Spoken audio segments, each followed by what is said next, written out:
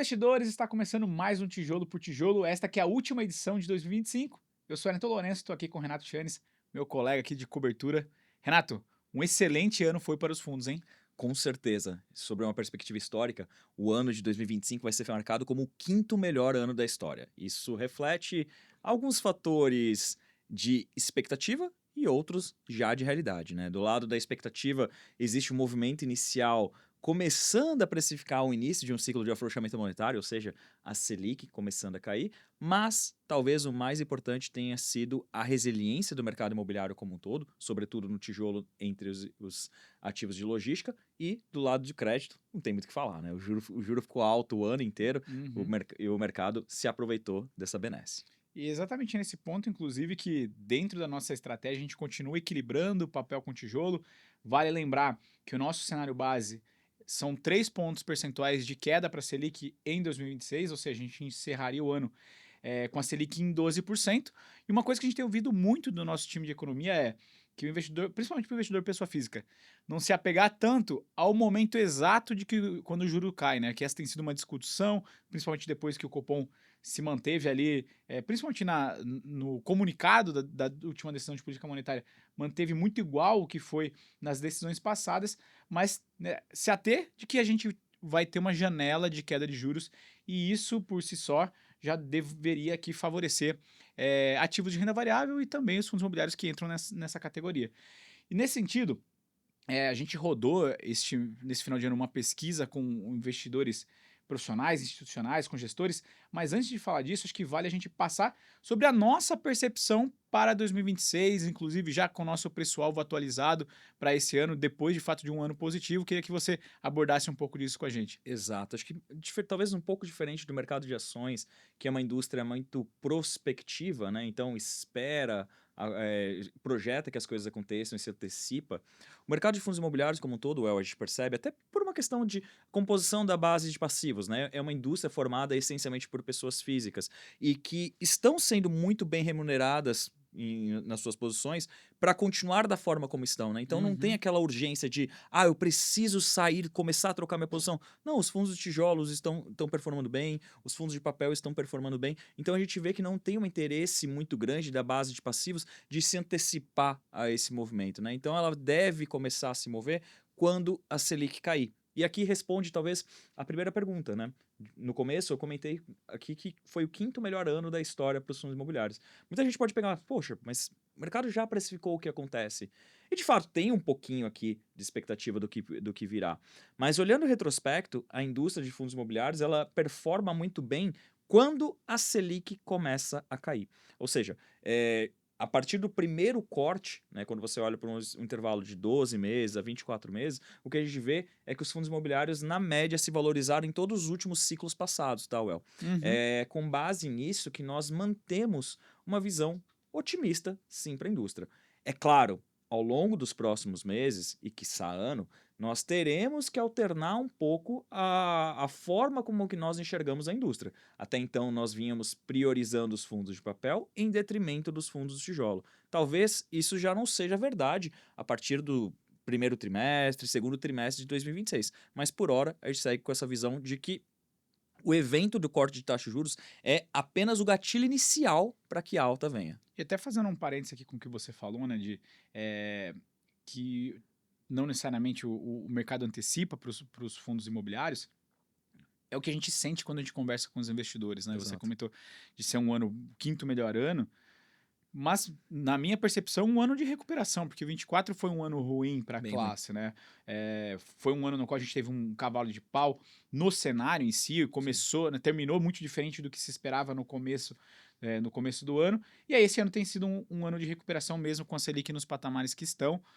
Para o ano que vem, a gente espera 3 pontos percentuais, mas a Selic média ainda vai ser restritiva, e quando a gente olha de fato para o investidor que está posicionado nos fundos imobiliários, as conversas que a gente tem, elas são muito mais com investidores que estão alocados já há algum tempo, carregando, é o que você falou. E que não quer É, trocar. exatamente, ele pode eventualmente fazer alguns ajustes pontuais no portfólio, mas por mais que o número de CPFs ele cresça, o ticket médio de negociação na bolsa para o fundo imobiliário ele continua muito pequeno, então as posições tem sido um movimento muito de quem já é cotista de fundo. E entrada de dinheiro novo, entendo que passa por esse ciclo de queda de juros, que então vai ser importante, né, ao longo do próximo ano para que a gente comece a ver. E assim, de uma maneira bem gradual, né? A gente não entende que vai ser também um cavalo de pau aqui, investidor de maneira gradativa, ao passo que a Selic for caindo e necessariamente você procura outras alternativas para equiparar aquela rentabilidade que você tinha, né, na renda fixa, entendo que o fundo imobiliário vai ganhando relevância ao longo do tempo. É um movimento muito mais saudável do que aconteceu, por exemplo, na época da pandemia, né? Quando a Selic foi inesperadamente de uma hora para outra para 2%, então a base de cotistas dos fundos imobiliários cresceu sobremaneira. Mas para quem comprou o fundo imobiliário a 2%, dificilmente hoje está com lucro, né? Teve prejuízos muito Uhum. grandes. Então a gente entende que esse movimento vai ser gradual e vai continuar trazendo fluxo para o nosso mercado e, por consequência disso, vai continuar valorizando. No final do ano passado, relembrando, né, nós havíamos projetado o IFIX para esse ano. E, conservadoramente, nós utilizamos a mesma premissa. No ano passado, nós estimávamos, né, com uma simples premissa, que as cotas convergiriam gradualmente para o seu valor patrimonial. Isto posto, em dezembro de 2024, nós havíamos projetado que o IFIX terminaria esse ano de 2025 aos 3.800 pontos. Bom, agora que nós estamos aqui em meados de dezembro, eu posso falar com a boca cheia de que a gente Te acertou. praticamente cravou. Né? O IFIX está perto de 3.700 na nossa tela, hoje então a gente está 3% de distância. Então, 3% para mim é margem de erro, né? Sim. Até pesquisa de eleitoral tem esse tipo de margem de erro. Então, assumindo conservadoramente essa mesma premissa, para o ano que vem, a gente está falando de 4.200 pontos para o IFIX. Poxa, 4.200 pontos, máxima histórica, né? Porque a gente está lembrando que nós estamos em região de máxima histórica. Alguém pode falar, e aí, vai continuar subindo para sempre? Até que o número pode chamar atenção, mas o fato é que 4.200 em relação aos níveis atuais é um pouco mais de 15%. É uma Selic média, né? É um pouquinho mais Uhum. que a Selic média, lembra? Que tem que entregar mais que a Selic, né? Porque é um instrumento de risco. Por mais conservador que seja, fundo imobiliário é sim um instrumento de risco. Existe em finanças, né? Pra quem já se aprofundou um pouquinho mais em finanças, né? Tem até um modelo super básico, né? O KPM, né? Que é o retorno da renda fixa mais o prêmio pelo risco, né? Você nunca deveria assumir só a renda fixa para você se posicionar em renda variável. Do contrário, Uhum. faz sentido investir em fundo imobiliário, né? Você tem que entregar aquele algo a mais, né? O famoso plus a mais, né? Para os fundos imobiliários. E é por isso que 4.200 nos parece aqui, neste momento, conservador. Lembrando que tem um fenômeno que acontece quando as taxas de juros caem, que a gente nem está computando nessa estimativa. Qual que é? Quando a taxa de juros cai, o valor patrimonial dos ativos sobe. Né? Então, em tese, os valores patrimoniais de hoje são menores do Do que que ser. serão no ano que vem. E a gente está assumindo que os valores atuais, que os fundos convergirão para os valores atuais. Ou seja, 4.200 me parece ser mais piso do que teto do que pode ser o mercado ano que vem. Perfeito. E aí, Renato, buscando, né, consolidar essa nossa ideia, a gente foi conversar com outros profissionais do Exato. mercado e tentar entender o que o pessoal espera também para 26. E a gente rodou, né, uma pesquisa com investidores profissionais, institucionais, Super relevantes, né? exatamente, fundações, gestores de fundos. Vale comentar que de tamanho, né, os gestores ali que a gente conversou representa mais de 70% dos fundos que são representativos na indústria, né, que em termos aqui de tamanho e de liquidez média de área de negociação. Então a gente está falando de gestores ali que Estão fazendo mercado de verdade. exatamente tocam patrimônios bilionários, que a gente sabe que o fundo imobiliário tem uma liquidez que é um cuidado que a gente está falando de gestores que têm, de fato, né, ativos que negociam entre 3 a 10 milhões de reais por dia. E assim, a percepção que a gente ficou dessa conversa foi muito parecida com o que a gente tinha. Acho que, eu não gosto muito dessa expressão, mas é, Cautelosamente otimista. é exatamente essa percepção, né? Quando a gente olha o que se teve, né, dessa postura do, dos gestores é que espera um cenário otimista, um amadurecimento da indústria e que passa né, por um fator que a gente vem sinalizando há algum tempo que precisa mudar para que essa indústria cresça, que é o aumento do investidor institucional mesmo, né? E como não podia deixar de ser, né? Acho que o principal gatilho, isso é que talvez seja um grande ponto aqui de atenção, né, com relação a essa indústria. O principal gatilho para os investidores profissionais, assim como nós entendemos, o principal gatilho para a indústria continuar se valorizando é a queda de Selic. Né? Então não é a entrada de novos players ou novas ofertas. Né? O principal gatilho é a queda da taxa de juros. Né? E a maior parte dos gestores que nós consultamos, eles acreditam que a Selic vai cair e enxergam isso como um vento favorável para as cotas. E projetam muito parecido com o que a gente tem e Exato. com o consenso de mercado, né, entre 12% a 13% a Selic no ano que vem. Detalhe, dentro dessa pesquisa a gente rodou, são mais de 60 perguntas.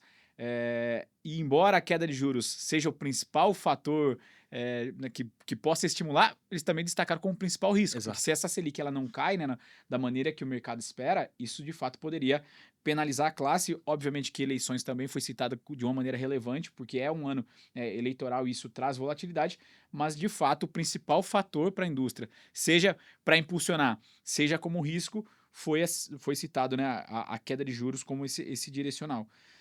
Detalhe, todo mundo espera um ano de crescimento, de expansão e eventualmente novas ofertas, né? A gente questionou esse apetite por novas ofertas, porque a gente passou por uma janela bastante fechada para captação, lembrando, né, a regra dos fundos imobiliários, eles precisam distribuir no mínimo 95% do lucro caixa semestral. Então, isso faz com que a retenção de resultado ela seja muito limitada e, naturalmente, para você crescer, para você expandir, Só com você oferta. precisa fazer ofertas, precisa de novas cotas. E detalhe que, durante a pesquisa, houve um período em específico do ano que foi sinalizado como um preferencial para emissões. Óbvio que não é todo mundo que tem essa percepção, mas o segundo trimestre do ano que vem parece que tem alguma sensibilidade maior de interesse para fazer esse tipo de emissão para aproveitar essa janela. Até porque tem fator calendário aqui, né? Lembrando que quase todo mundo espera que a Selic vá começar a cair em março. Né? Então já é o primeiro trimestre aqui, né? Então em janeiro tem algumas apostas, mas as apostas são bem menores nesse momento. Então a ideia é que a Selic caia em março. Portanto, a janela inicial para abertura seria no segundo trimestre, então poderia ocorrer ao longo de todo o ano. Só que aí depois vem a eleição, né? Vem a eleição e a Copa, né? Eu não ia falar da Copa, mas vem a eleição e a Copa.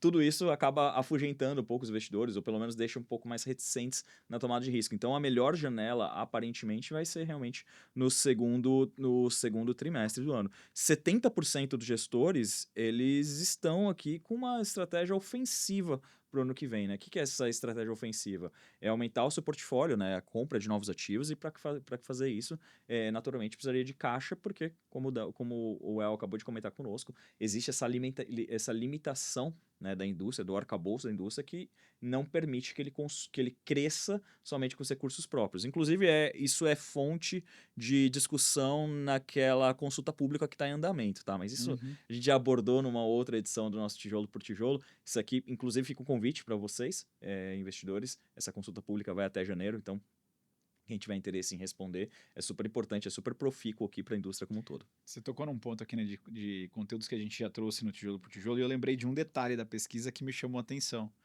que foi o fator câmbio, né? A gente trouxe num estudo recente de que o câmbio foi um afugentador Do do investidor estrangeiro. estrangeiro. No estrangeiro, basicamente ficou fora dessa indústria por conta do efeito do câmbio. E dentro né, dessa pesquisa, a gente notou essa percepção de que espera-se a entrada de fluxo estrangeiro, mas sem ter um direcional específico de câmbio, né? Não, vai bem em linha com o que a gente ouve dos economistas, né? Que projetar câmbio é difícil. Vai na mesma linha, né? Eles não identificaram o câmbio que na nossa pergunta era o que poderia ser de fato ali no divisor de águas para que o estrangeiro entrasse, mas sinalizaram que esperam um crescimento do investidor estrangeiro. E outro fator que me chamou a atenção, Renato, foi a confiança elevada, e aqui acho que tem duas óticas, né? Primeiro, essa confiança de que a gente vai ter um período positivo para os fundos, dando continuidade a esse período positivo para os fundos imobiliários, e uma confiança ainda maior quando se olha para o próprio produto, né? Porque a gente Sim. pediu para fazer essa avaliação, como espera os fundos imobiliários, mas como espera o meu fundo em detrimento da indústria. Exato. E foi quase que unânime a leitura de que, eu espero o meu fundo... Ainda bem, né? Sinal que estou fazendo bem o trabalho de casa, né? Esse o gestor... No voto do gestor é isso que ele está passando, né? Eu estou fazendo um trabalho bem feito e espero que o desempenho do meu fundo seja ainda melhor do que a indústria. Obviamente que a gente vai continuar sendo seletivo Com certeza. e aqui quando a gente olha para players mais robustos do tamanho, não é absurdo a gente pensar esse tipo de movimento, né? Até pelo fator que quem é mais representativo acaba bebendo a água mais cedo, sendo, né, o principal veículo que os investidores olham, mas de fato a gente notou esse comportamento dos investidores, dos gestores mais otimistas com o seu próprio fundo do que com a indústria como um todo. Com certeza. Vamos fazer o seguinte, vamos pedir para o pessoal acessar o relatório. Nós publicamos 2 relatórios esse mês de dezembro, dois relatórios especiais. O primeiro é natural, todo comecinho de mês sai no 5º dia útil, que é o nosso relatório mensal com as carteiras, mas agora na segunda quinzena do mês nós publicamos esse relatório aqui de confiança, né? É até um jogo de palavras, né? Confiança com FI dos fundos imobiliários. Então fica aqui o convite mais do que especial para vocês acompanharem o conteúdo na íntegra dessa primeira pesquisa proprietária, né, desenvolvida aqui por nós, do time da Agro, e claro, com respondentes aqui super importantes para o mercado. Então não somos nós passando a mensagem, é basicamente o gestor, quem está lá na ponta fazendo o mercado imobiliário, trazendo as perspectivas para vocês. Essa pesquisa vai ser conduzida nas próximas edições, a gente pode alterar um pouco o rumo das perguntas, o tema, mas a gente vai fazer essa pesquisa aqui com uma certa recorrência para trazer para vocês também a ótica de quem está do outro lado da cota, né? A gente fala muito do lado do preço, de oportunidade, mas vamos pensar do outro lado, né? Do lado do gestor. Onde estão as oportunidades, o que ele enxerga de gatilho. Então, esse aqui é um trabalho aqui bem diferenciado que nós nos propusemos a fazer para 2026. É uma das primeiras novidades para o ano que vem. Tenho certeza que muitas virão. Então, fica o convite aqui para vocês acessarem o Agro Insight e conferir esse conteúdo na íntegra. E aí, antes da gente encerrar, Renato, só fazendo uma atualização da nossa carteira, a gente continua gerando ali praticamente 3 pontos percentuais de alfa acima do IFIX. Então, se está sendo um ano positivo para o IFIX, a nossa carteira está indo muito Melhor bem, ainda. obrigado, está indo acima do índice de referência.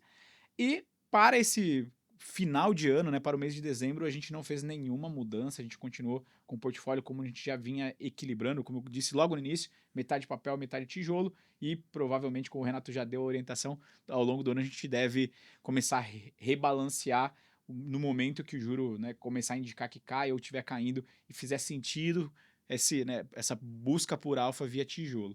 Mas esse é o resumo da ópera aqui, o Renato já antecipou, convidando aqui para os relatórios, né? É isso aí. Queríamos agradecer a todos que ficaram conosco ao longo de todo esse ano, a parceria, a solidariedade e também, é claro, o engajamento de todos vocês. No próximo ano traremos muitas novidades, então contamos com a presença de vocês. Acompanhe nossos relatórios, nossas publicações, tudo isso no Agro Insights. Muito obrigado pelo ano e nos vemos em 2026. Valeu, pessoal. Até a próxima.